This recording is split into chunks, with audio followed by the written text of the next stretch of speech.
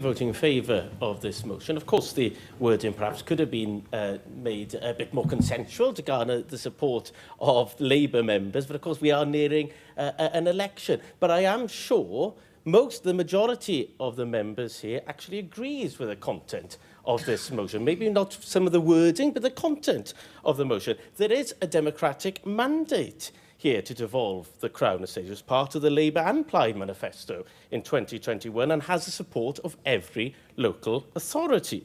The Welsh Government itself pointed out that the estate is set to benefit very significantly from leasing the seabed in Wales, in ways not foreseen when the current devolution settlement was determined. I agree with Alan Davies that the question we should all be asking is, what is best for Wales?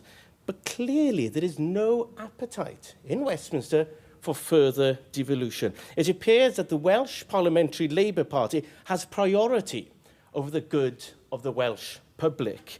I was glad to hear the Finance Secretary's comment about the Barnett formula earlier on today. We can all agree that this motion is of course right, that we need to replace the current formula with a needs-based formula, something which is actually fair. Funding based on need is common.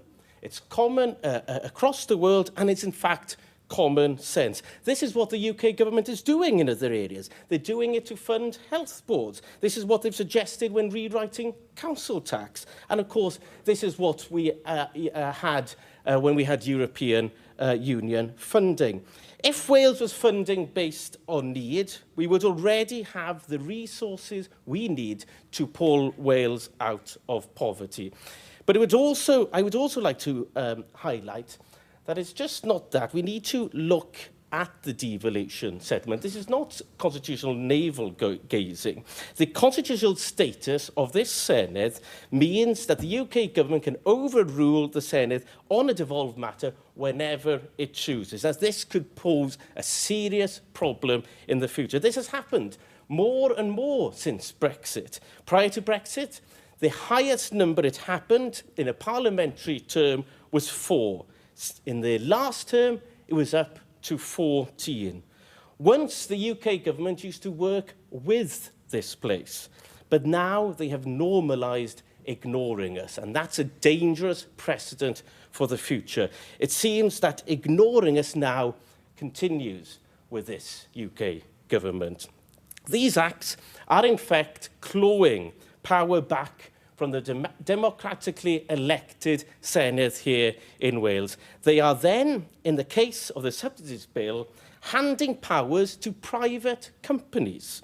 This is how we are now in a ludicrous situation of a private company taking this government to a tribunal to prevent them funding a publicly owned infrastructure. By that, I mean Cardiff Airport.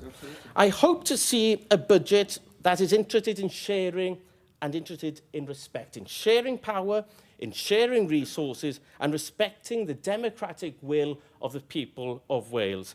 That is not the track the UK government is currently on. But I believe the majority of us, including Labour members here, want that to change and hope that will change soon, because we need that change. Number 10 and the Parliamentary Labour Party need to realise that quickly, because we are already seeing the effects of people feeling ignored and people feeling hopeless. I saw it on the streets of London last Saturday. And the future of this Parliament is not secure. Many people in our communities feel that devolution has not improved their lives at all. That's what people think. Whether it's right or not, that's what a lot of people think. Any Welsh government, of whatever colour or colours, need to have the tools to improve the lives of the people of Wales.